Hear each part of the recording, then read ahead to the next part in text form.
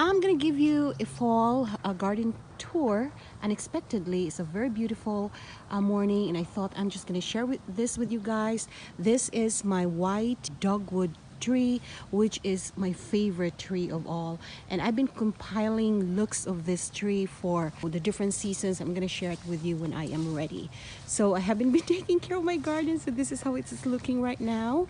Definitely we need to prune the hibiscus. So hibiscus has finally given up in my part of the garden, but take a look at the butterfly bush. It is still blooming, and as you can see, they're still new shoots here that is going to be pushing blooms soon. So like I said, this keeps blooming for me. My butterfly bush keeps blooming for me until the end of November. This purple fountain grass is a regret. It is not really working for me because, as you can see, it really doesn't enhance the place. It just makes it very untamed, and I don't like the look of it. And here's my big butterfly bush. It's kind of hiding, and this purple fountain grass is, you know, kind of filtering the sunlight, and this butterfly bush really needs the sunlight. So my purple wine bark is really doing good. The bubble gum is still doing good right here.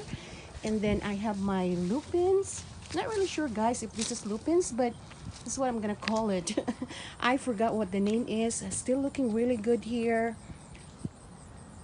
Look at that, so beautiful. And then I have here my oxtail fern, and this is my green over green garden. That's really my goal, a green over green garden. But somehow I ended up with a lot of different colors and a lot of blooms. Here's my little mums here. The mums that we have was bitten by the heat. You know, usually when we, in my little, what do you call this one? My little decoration from Cracker Barrel, get mums, it usually would cold. The weather is cold, and the mums thrives with sunlight in the cold weather, but they just didn't last long.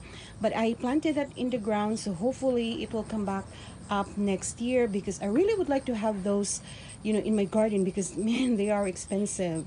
And then that is my ornamental oriental grass that I really think I will have to dig and transplant this somewhere in the back where we need the privacy that it affords. You can see that it is very good for privacy, but right here is just unruly.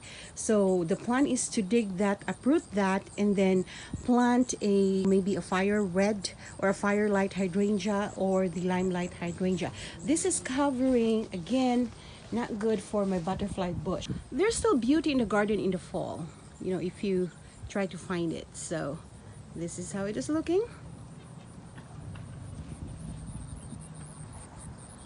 I like it, if you ask me. And out here in the front circle, there's my yarrow. And you all, it is October, but look at the yarrow. It's like, you know, early spring. It is even blooming here. So I still got some blooms there.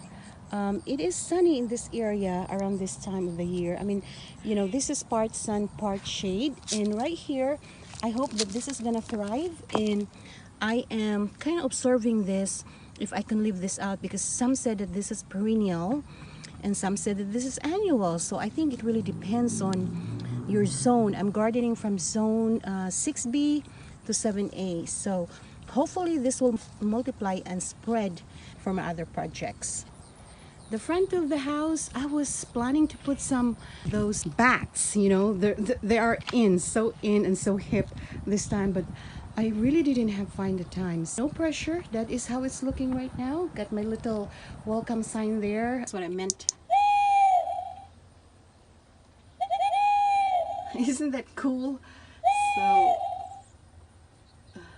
if you want to check my Cracker Barrel Christmas ornament, I'm giving it a link here, because that was the time that I picked up this decoration. And right here is just a simple welcome that's Halloween themed. I don't know if I can still put the bats here. You know, we have 3 days to go before trick or treat time. And here's my rose garden that I need to be doing something, but like I said, it has not really been too cold yet, so And look at this roses. It's blooming. It's crazy, isn't it? And I have this, I don't really know what the name is for this particular, this is actually a sweet potato, a purple sweet potato. And as you can see, there are bite marks, bite marks all over. So it looks like the deer that has been, we have a resident deer here because that area there actually is a deer path going that way. I know when it is a deer path, you can be sure that there will be deers traversing that area. And that's our house right there, looking pretty in the fall.